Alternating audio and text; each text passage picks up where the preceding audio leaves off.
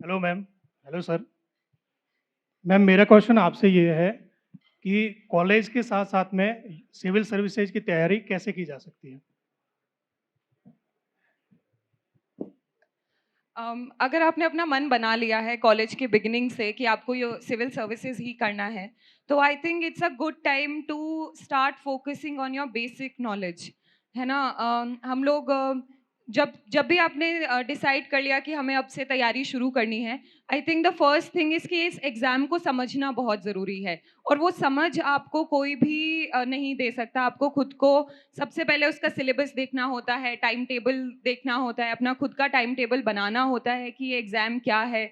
तो सबसे पहले तो मैं ये बोलूँगी कि जो भी तैयारी शुरू करना चाहते हैं, एटलीस्ट एक बार पूरा देखने से स्टार्ट करें कि इसमें कितने स्टेजेस होते हैं, प्रीलिम्स में कौन से पेपर्स आते हैं, मेंस के अंदर कौन से पेपर्स आते हैं। और उसके बाद में जब एक बार आपने पूरा समझ लिया है कि ये एग्ज़ाम है, ये इसका क्राइटेरिया है, ये इसका सिलेबस है, उसके बाद थोड़ा-सा स्ट्रैटेजिकली आप तैयारी स्टार्ट कर सकते हैं। क्या होता है कि कॉलेज टाइम पे हम लोग बहुत ज़्यादा डायरेक्शनलेस होते हैं। जब मैंने भी तैयारी स्टार्ट की थी, तो मुझे ऐसा लगता है कि इसमें तो कुछ भी पूछा जा सकता है। इस एग्ज़ाम की कोई क्या तैयारी करे? It's is extremely directionless and उस चीज़ की वजह से हम नर्वस भी हो जाते हैं। लेकिन जैसे-जैसे हम तैयारी करते हैं, वैसे-वैसे रियलाइज़ होता है कि ऐसा नहीं है कि कुछ भी पूछा जा सकता है। यूपीएससी ने बाकायदा सिलेबस दिया है, उसमें प्रीवियस ईयर क्वेश्चंस है, तो पहले ही उसको ओरिएंट कर सकते हैं। फिर जो कॉलेज में जो बच्चे हैं, जैसे अगर फर्स्ट ईयर में हैं, तो स्टार्ट विद एनसीईआरटीज़, है ना? एक बार आपने एनसीईआरटीज़ खत्म कर ली, then you can move to basic books. तो एक स्ट्रक्चर मैनर में जाना ज़रूरी है।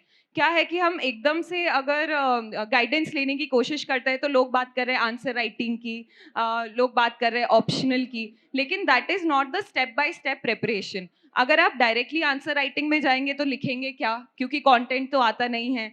You don't know how to structure. So it is very important जब आप कॉलेज में हैं कि स्टेप बाय स्टेप तरीके से आपको तैयारी करनी है।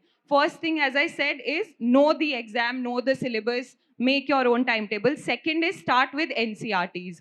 कॉलेज में बहुत टाइम मिलता है, आप कॉलेज के साथ में you can begin with your NCERTs, your basic subjects. The second step is the basic books. Basic books जो है वो बहुत क्लियर है, मतलब आज से 10 साल पहले भी टॉपर्स वही बुक्स पढ़ते थे जो मैंने भी पढ़ी। 2010 में भी लक्ष्मीकांत पॉलिटी के लिए पढ़ी जाती थी, मॉडर्न हिस्ट्री के लिए मॉडर्न की बुक पढ़ी जाती थी, तो वो बुक सेम है और वो बुक्स सब जगह अवेलेबल हैं।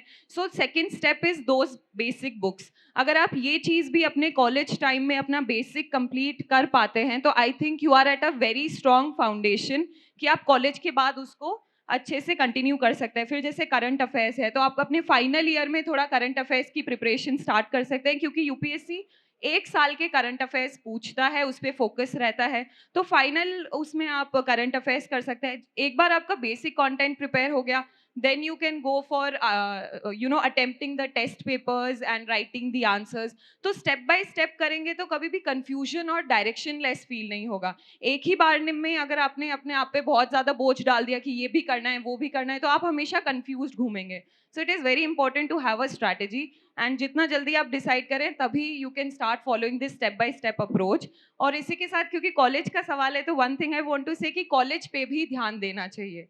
आई हैव दिस एक्सपीरियंस कि जब मैं कॉलेज में थी, मुझे कॉलेज में भी बहुत सीखने को मिला। मैंने अपनी पर्सनैलिटी को बहुत ग्रूम किया। I took part in a lot of extra curricular activities also.